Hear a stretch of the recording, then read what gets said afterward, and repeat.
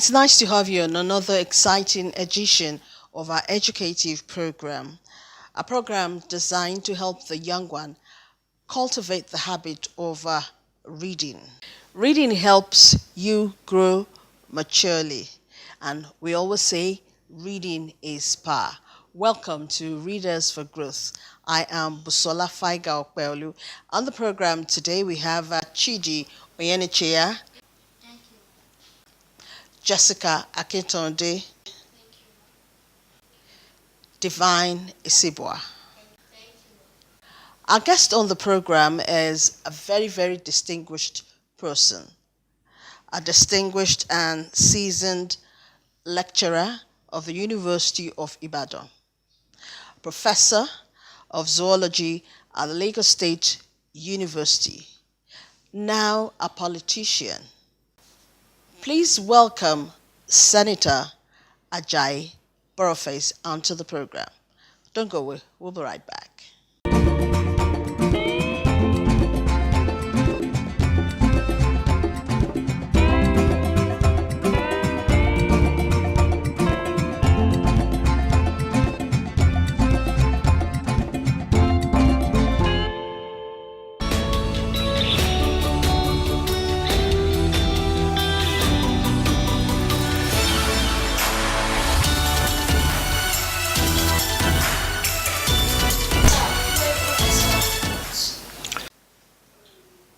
I'm a professor of zoology. Zoology is a branch of biology, which is in science. Do I have to read a lot to become a professor? It depends on what you are studying. If you are in the humanities, like you are reading political science, you want to be a professor of law, you want to be a professor of history, you have to read a lot. In science, you don't read as much, but you also read because we read a lot of journals, that is the research work that have been done by other people that are very close to what we want to do. So we read them to find out how we can arrive at solutions to the problem which we want to solve. So as a professor in science, you also read. You read so many things. Thank you, sir.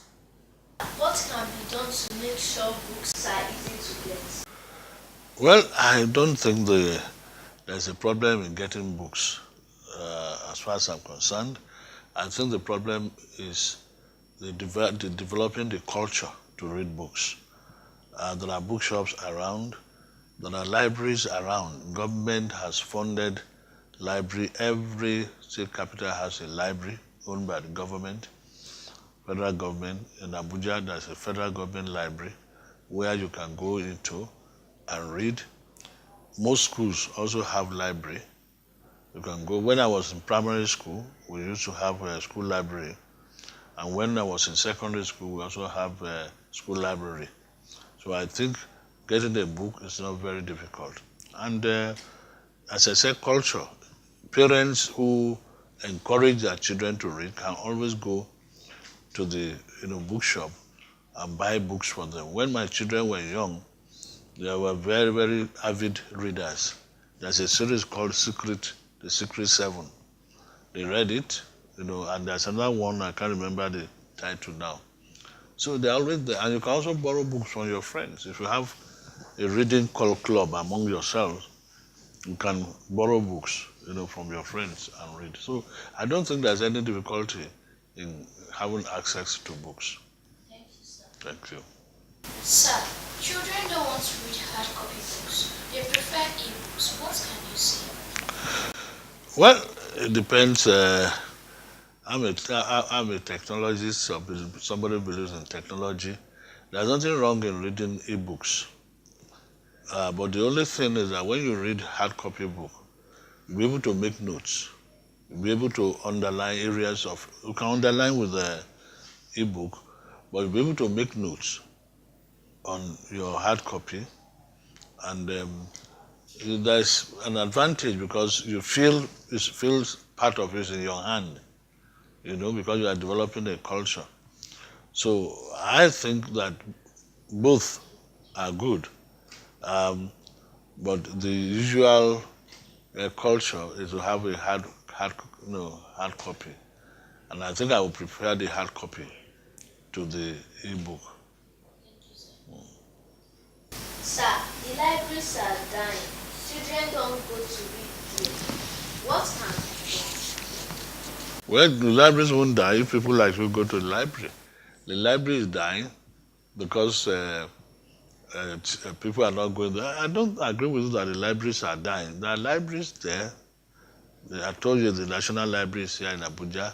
You have libraries in the state, headquarters. You have libraries in the universities. You have libraries in secondary school. But people are not going there. So it's not that the libraries are dying, but the libraries are underutilized. And that is why it is very important to encourage children like you to make use of the library. If not, government will just be using money to buy books and nobody is reading them. Thank you, sir. Sir, please lecture the children at home why it's important to read. Well, children at least it is important to read for many reasons. One, when you read, it helps you to develop your own talent. You discover your own talent about writing and about reading. Two, it builds up your vocabularies. You come across new vocabularies which you use later on to enrich your ability to speak very good English. Thirdly is that when you read books, depending on the type of books you read, it helps you to understand other people's culture, to understand other people's arts, help you to understand your environment. And especially when you read biography, it helps you to know more about people in the society and how they have influenced your society. So there are so many reasons why children should read books and literature. Sir, what are your hobbies? My hobbies are very few. My hobbies are watching the television to gather news across the world because we want to know what is happening, the latest news in the world about the environment, about politics, about technology development, because I have to keep abreast with what is going on across the world. I also do some little sports exercise. I do jogging, I do exercise, I do bicycle riding because I have a small gym at home. So I do that not only as a hobby, but part of my health requirements. So those are the things. I do read. You cannot be a senator without reading. You have to read a lot of books. You have to read a lot of documents, especially if you have to prepare a bill, and if you want to prepare a motion, and you have to contribute to the debate on the floor of Senate. So you have to read. You may be asked to come and write or present papers. So as a senator, you just have to read all the time. Thank you, sir. Thank you.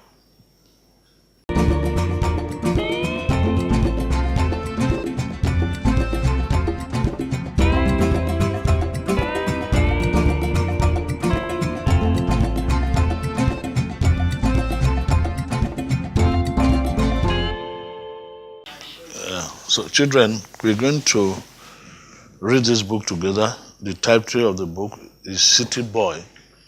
City Boy is a small literature book written by Ajayi Olanlokun, and the book was published in the year 2005. It has many chapters, but we are going to, for this interaction with you, we are going to read chapter 4 out of the whole 9 chapters. We're going to read chapter 4, And at the end, I will ask you some questions, which I think you should be able to answer very well. So you have to listen to me when I read chapter 4 of the City Boy. Is that all right? Good. It was quite a bright day. Abiodun and his father arrived at Iwo Road bus station. Many of the taxi cabs they flagged down refused to stop. They already had their cabs full of passengers. They waited for about 30 minutes before one stopped for them. Odinranyin, please, said Baba Shaji. Come in, please, said the driver. Abiodun and his father boarded the taxi cab. The driver had 8 tribal marks, 4 on each cheek. He opened his boot for Abiodun to put his luggage in. The tribal marks were quite distinct.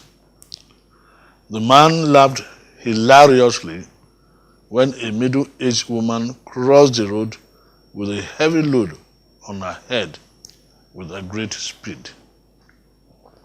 No one wants to die, he said humorously, as a goat ran across the road too. Not even animals want to die. He said, Father, the tribal marks on his cheeks looked as if he was born with them. They were quite bold and smooth. The car was rickety. All the cushions on the seat were gone. One would see some of the metals used to support the cushions. Some holes were conspicuous where people put their feet, but they were not wide enough to seize one's foot. The car curved like a man who had tuberculosis, but the driver was quite familiar with his tool. He revved the engine, and it took some time before the car came to life after the sporadic coughing. After a while, it worked fairly smoothly, but the driver was not eager to speed. Your car needs refurbishment, said Baba Sahaji. It needs not just refurbishment, but a replacement. Times are hard. Times are hard too. In the good old days, this car would be with the scrap dealers who would try to sort out what could still be useful for sale. But now, cars of 20 to 25 years dominate our roads. People here feel that those that have spent 15 years have just spent half of their lifespan. Worse still, the spare parts available are Taiwan, said the driver. What do you mean? Is that a special car spare part? Asked Baba Saji. No, sir. We call all the fake spare parts Taiwan. The parts disappoint you at any time of the day. 2 days ago, I bought 3 coils for this cab. They were all fake. I had to beg people to help me push the car. When it continued all day, some of my friends said that my car had graduated to a state car, with plenty of people milling around it to make it work. I put a lot of energy and money to make this cab functional. It gives me my daily bread. I have no alternative for now, said the driver. But how do you pass the vehicle inspection test with a vehicle like this? Asked Baba Saji. That one is simple, sir. Very simple. How? You need to know citizen right in the right establishment. Who is a citizen right? That is citizen Naira. Naira has neither color nor gender, and it is always in great demand. With citizen Naira, your vehicle paper is ready, clean and sparkling for you to collect. Are you sure? With this type of vehicle? Yes. Vehicles that are worse get papers. You can even sit at home and get your papers. Just make sure you have citizen Naira with you. Even if you try to be too clever and your vehicle is averagely good, you may not pass. The unscrupulous officer will always find fault with you. Even if you take a new vehicle there, you may not pass. They have a list, or may I say, a catalog of the defects for vehicles. All they just do is to pick one or two of these. If they are there for the picking, then you are in trouble. They know what they need, but know that citizen Naira is omnipotent. As long as you have this on your side, you have your papers. But do the big bosses know the role of citizen Naira? Some know, some pretend. Some don't take part in the corruption. Only honest leadership can save us. And I pray for this leadership. Please pray well, sir. We need it. If we put good leadership, we'll get good cars for taxi. We will stop driving disjointed scraps which ply our pothole-ridden roads. We will stop buying used tires which cause many of the accidents on our roads. To be quite honest with you, sir, most of the vehicles, including the taxi cabs on our roads, are moving coffins. I pray we don't die in the moving coffins. Amen, said Abiodun, who was impressed that the taxi driver was familiar with the problems of this country. The driver was informed that they would like to get down. They alighted from the taxi and Baba Saji paid their fare. Thank you, the driver said with smiles. The tribal marks on his face became more attractive. He greeted Abiodun warmly and he moved his luggage from the boot of the cab. They walked some distance towards the house. Akinde was not far from the main road. The taxi cab remained on the spot for a while. It coughed a couple of times, but the driver knew how to tame it. He did, and the cab moved slowly away. On their way towards Akinde's house, Abiodun noticed that the road was tarred, but no vehicle plied it at that time. 2 vehicles were parked on each side of the road. They all looked old. One had an advert placed on its top, for sale. The vehicle looked worse than the cab, which just dropped them. Abiodun was curious. Could it be true that most of the vehicles on the Ibadan roads were very old? He saw this as an assignment which he had to undertake to satisfy himself.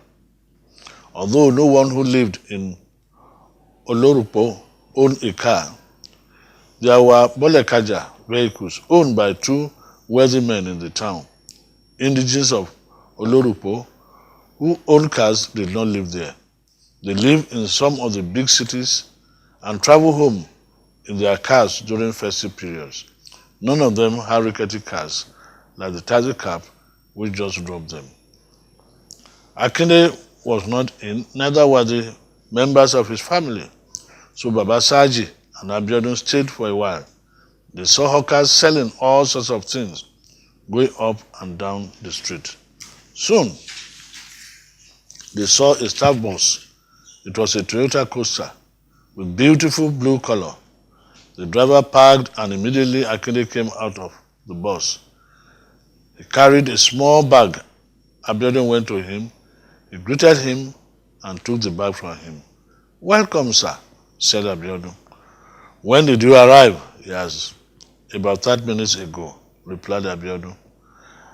Akinde prostrated in greetings to his father, Baba Saji, embraced him.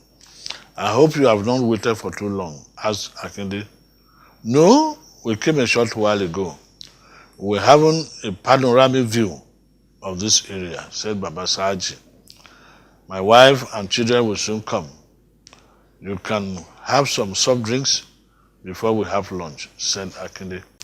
"Thank you, my son," said Baba Saji. He admired the family picture in Akinde's sitting room, and Abiodun fed his eyes on them too. That brings us to the end of chapter 4, and I hope you listen very, very, very attentively. I will now ask my questions, and we'll take it in the order we used to do it. We'll start with Jessica, then we went to Chidi, and to Divine. Is that okay? Yes. Can we proceed? Yes, Jessica. How many people were in the cab traveling to see Akinde? There were just 2 people, Baba Saji and his son Abiodun. There are 3 people, including the driver. So there are 3 people.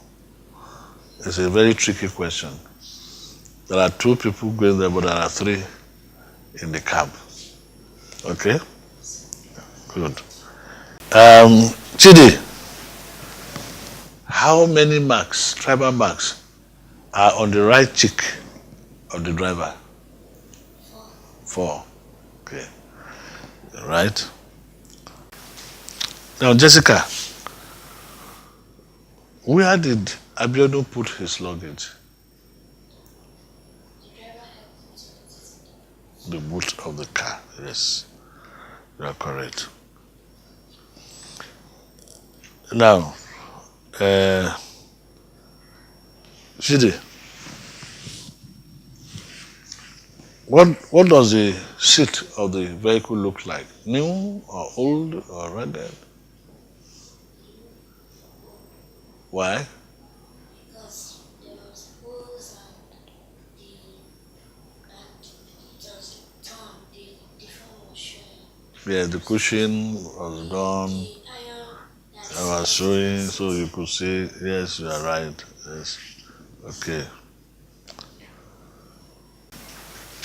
The Abiodun and Baba Saji rode in a car. What type of vehicle did Akinde rode in? he rode in a Toyota Coaster, which was in there. Toyota Coaster bus. Yes. Good. Divine, when Akinde dropped from the Toyota van, how many people came down with him?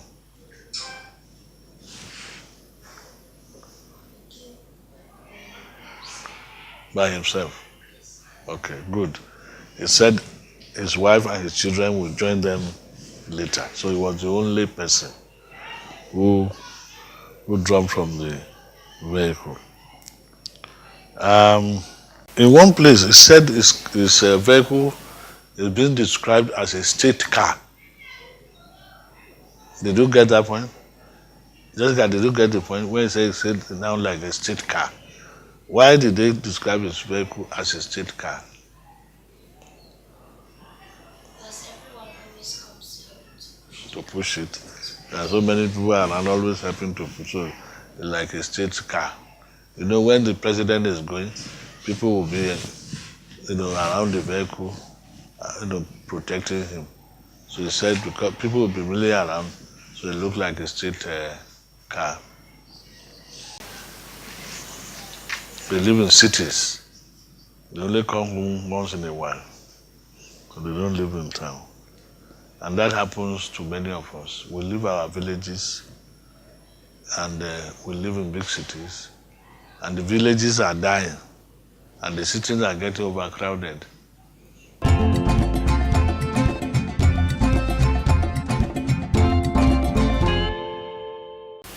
Sir, on behalf of the Children for Readers for Growth, we present you this. Thank you.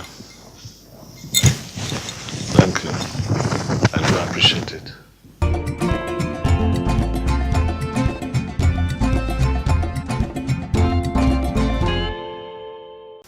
Yeah, my advice to parents and grandparents is that they should take interest in the education of their children, particularly what they read and what they watch and what they do.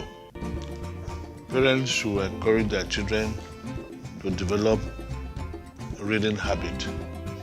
You can read with them, you can read to them, and also make books that are healthy available to the children. So parents have a role to play. And I think as these children are growing up, we see them as the leaders of tomorrow. We must begin to inculcate into them a spirit of discipline, because what we lack in our society today is that the children are not, under close supervision to imbibe a disciplined culture. And so we will want parents to pay very close attention and to create time to be with their children, to listen to their children, to interact with their children, so that they can early enough identify their problems or identify when they are going wrong, when they have wrong impression of the society, of themselves, be in a position to guide them correctly. I hope that with the attention of the parents, to the education of their children, this country will be a better place. Most importantly, we must live by example. Parents must live by example. Children are, they learn better from what they see about their parents, more than what they hear from their parents. So parents must live by example in guiding their children. So this is my advice. Another edition of Readers for Growth delivered. A big thanks to our special guest, Senator Ajayi Boroffice, and also to the children in the house. Chidi, thanks for coming. Jessica, nice having you. Divine, good to have you on Readers for Growth. And thanks to you, the children out there, for having stayed tuned onto the program. Next week is another date. I am Busola Faiga Okpeolu. Reading is power. Read a book today.